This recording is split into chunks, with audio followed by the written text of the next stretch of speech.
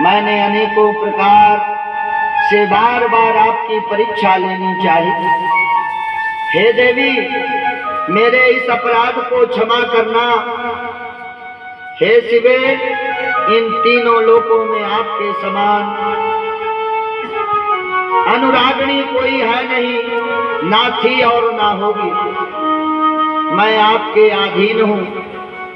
देवी, आपने मुझे पति बनाने का जो उद्देश्य मन में लिया है, उसके प्रति आपने जो यह कठिन तपस्या की है, आपकी शिक्षा को पूरा करना मेरा धर्म है।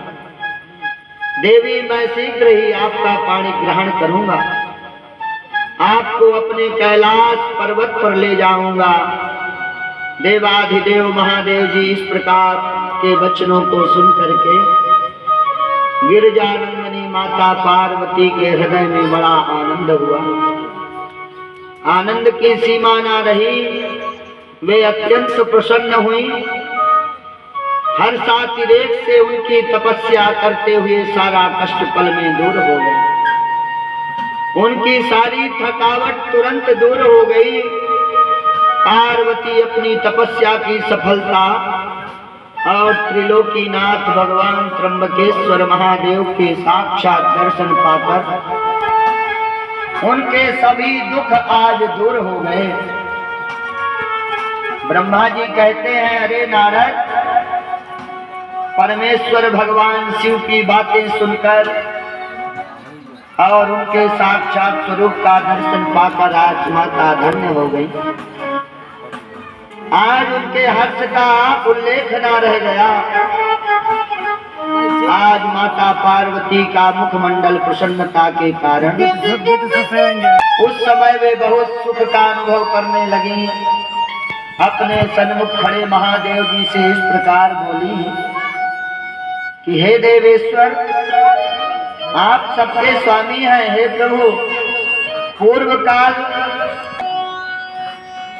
दक्ष के संपूर्ण यज्ञ का विनाश करके हे सर्वेश्वर, हम दोनों तो जन्म जन्मांतर का है। प्रभु, इस समय मैं समस्त देवताओं की प्रार्थना से प्रसन्न होकर उनको तारकासुर के दुख से मुक्ति दिलाने के लिए पर्वतों के राजा हिमालय की पत्नी देवी मैना के गर्भ से उत्पन्न हुई। आपको ज्ञात है, आपको पुनः पति रूप में प्राप्त करने के लिए मैंने कठोर तपस्या की। इसलिए हे देवेश, हे करुणा निधान रुद्रदेव, आप मुझसे विवाह करके मेरी इच्छाओं को पूरा करें, अपनी पत्नी बना ले। भगवान, आप तो अनेक लीलाएं रचते हैं।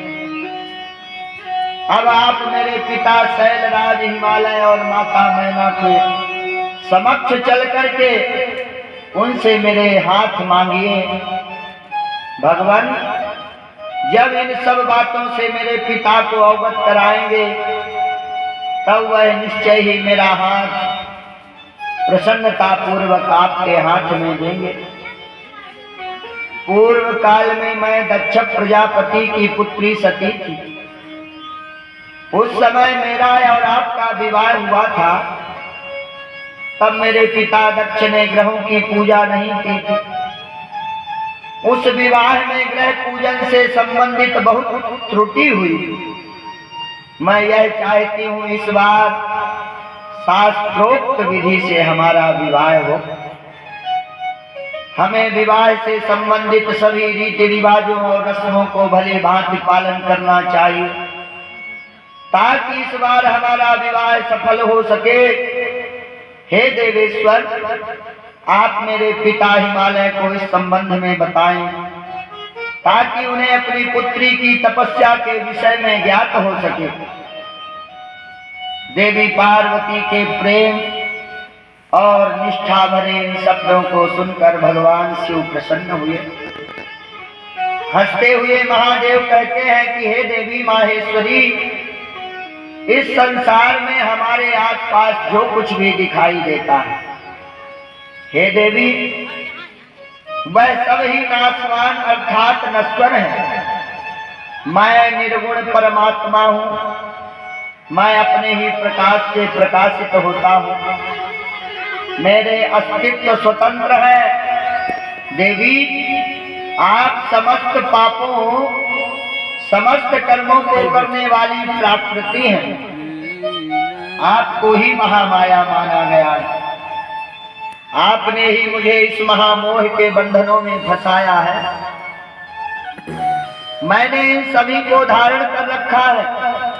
कौन मुख्य ग्रह है, कौन ऋतु समूह है। हे देवी, आप और मैं दोनों ही सदैव अपने भक्तों का कर्तव्य है, अतः आप जैसा कहेंगे मैं वैसा करूंगा। महादेव जी के ऐसा कहने पर देवी पार्वती अति हर्षित।